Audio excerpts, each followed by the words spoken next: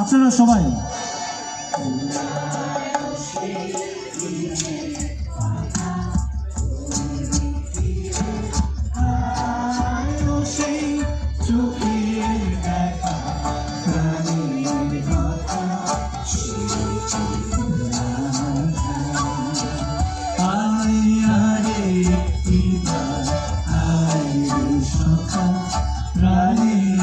মাঝে আয় মোরা সুখে দুঃখে কথা কব